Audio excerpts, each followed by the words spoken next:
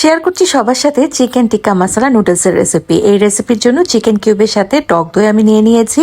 এরপরে এখানে আমি যোগ করে দিচ্ছি আদা রসুন বাটা, আরও দিয়ে দিচ্ছি কাবাব মশলা, দিয়ে দিচ্ছি স্বাদ মতো লবণ, যোগ করে দিচ্ছি কাশ্মীরি লাল মরিচের গুঁড়ো। বাস এই সবগুলো উপাদান দেওয়ার পরে আলতো হাতে নাড়াচাড়া করে নিয়ে এটাকে 10 মিনিটের জন্য রেস্টে ম্যারিনেশনে রেখে দিচ্ছি। ম্যারিনেশনে রাখার পরে ভালো মতন করে স্টিকে গেঁথে নিচ্ছি এবং এটাকে আমি শুরুতে একটু আগুনে ঝলসে নিচ্ছি একটা স্মোকি ফ্লেভারের জন্য।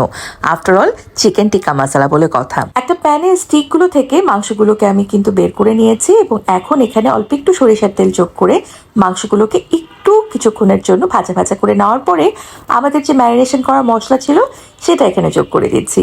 আর অন্যদিকে এর সাথে আরও যোগ করে দিচ্ছি আমি চিলি সস। তার পরবর্তীতে এটাকে দেওয়ার পরে আমি যোগ করে দিচ্ছি চিকেনের স্টক এবং মোটামুটি এগুলো দেওয়ার পরে আলতো হাতে নাড়াচাড়া করার পরে আমি হালকা ধনেপাতা কুচি দিয়ে দিচ্ছি যাতে করে সুন্দর করে ফ্লেভারটা লক হয়ে যায়। এরপরে যোগ করে দিচ্ছি ম্যাগি 2 মিনিটের নুডলসগুলো এবং সেই সাথে স্বাদে ম্যাজিক যোগ করে দিচ্ছি। আমার পানি একটু বেশি পড়ে গিয়েছিল, সে কারণে আমি অতিরিক্ত আরেকটা নুডলস যোগ করে দিয়েছি।